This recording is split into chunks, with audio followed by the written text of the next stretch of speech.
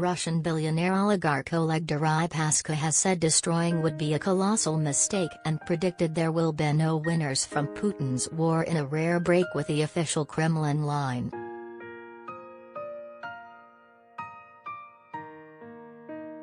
The 54-year-old, who made his fortune as founder of aluminium giant Rusal, said it is obvious that sanctions are hurting Russia more than the West, defying Moscow's argument that financial penalties have backfired.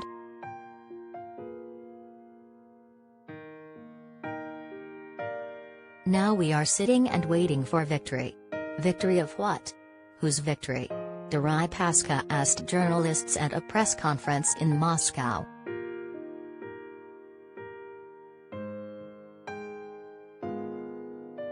He also used the word war several times to describe fighting in Ukraine, a word that was effectively banned by Putin, who prefers the term special military operation.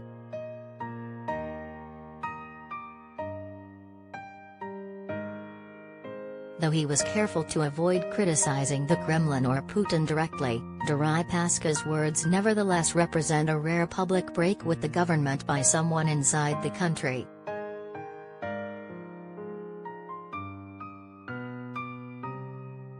"I'm troubled by how quickly we abandoned everything that was achieved, economically, in the 90s, then we abandoned everything that we achieved in the 2000s, he told reporters.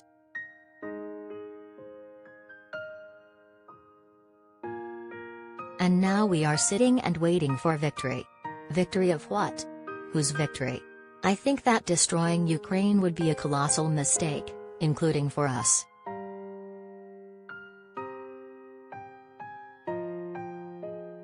Rising levels of prosperity had been linked to the development of Russia's private sector and building ties with the rest of Europe as Russia's main economic partner, he said.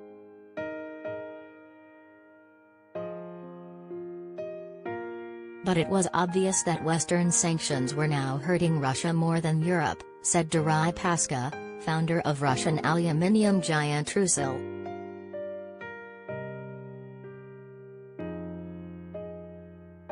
That contrasts with the argument repeatedly voiced by Putin that sanctions are rebounding on Western economies, triggering their highest inflation in decades, and that Russia will emerge stronger and more self-sufficient.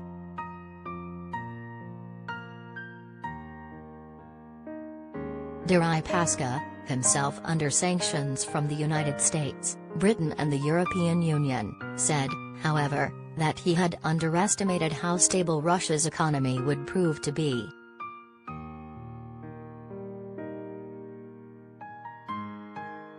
Nor did he see any threat to its political leadership.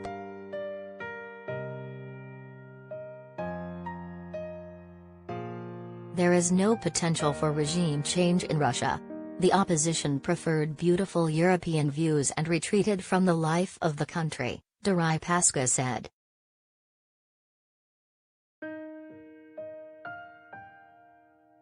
Many of Russia's leading opposition figures, especially associates of jailed Kremlin critic Alexei Navalny, have fled to other European countries to escape being prosecuted.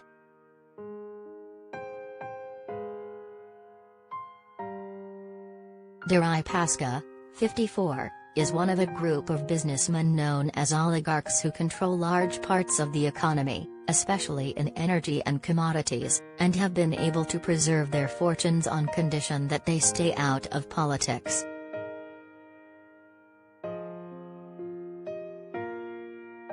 Putin calls the invasion is actually a special military operation to demilitarize and denazify the country, a line rejected by Kyiv and the West as baseless propaganda.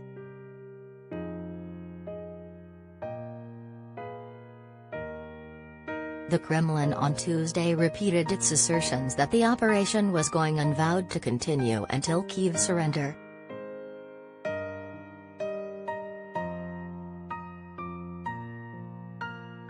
Meanwhile, the G7 group of the world's most powerful democracies met in Germany to send a message that they remain united behind Ukraine's embattled government.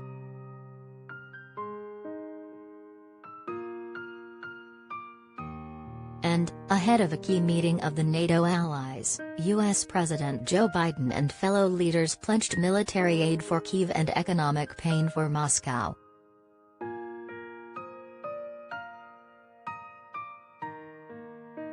But President Vladimir Putin's Kremlin was unmoved, warning that Ukraine's forces' only option was to lay down their arms in the face of the Russian invasion.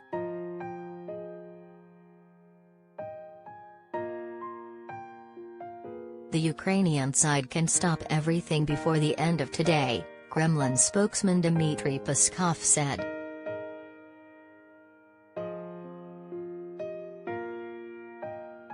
An order for the nationalist units to lay down their arms is necessary, he said, adding that Kyiv had to fulfill a list of Moscow's demands.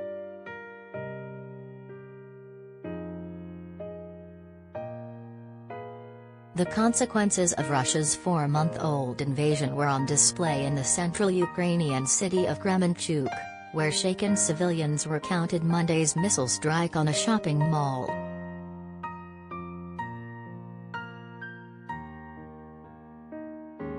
Everything burned, really everything, like a spark to a touch paper. I heard people screaming. It was horror, witness Polina Pichenseva told AFP.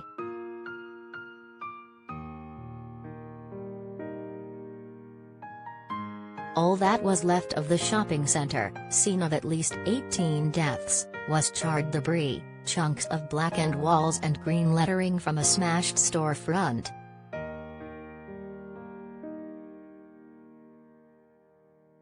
Russia claims its missile salvo was aimed at an arms depot, but none of the civilians who talked to AFP knew of any weapons store in the neighborhood.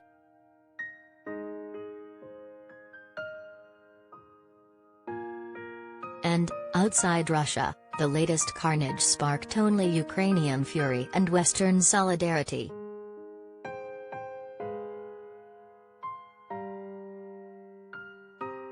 Indiscriminate attacks on innocent civilians constitute a war crime, the G7 leaders said in a statement, condemning the abominable attack.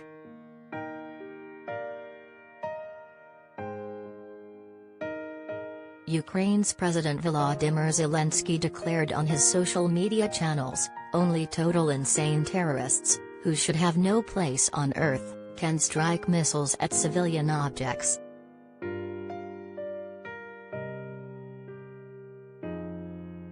Russia must be recognized as a state sponsor of terrorism.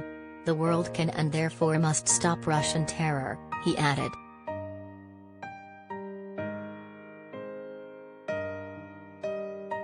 At their summit in the German Alps, the G7 leaders did not go so far as to brand Putin a terrorist, but they vowed that Russia, already under tough sanctions, would face more economic pain.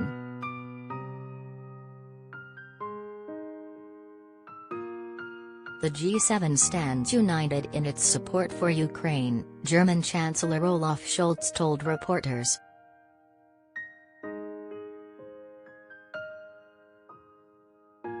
We will continue to keep up and drive up the economic and political costs of this war for President Putin and his regime.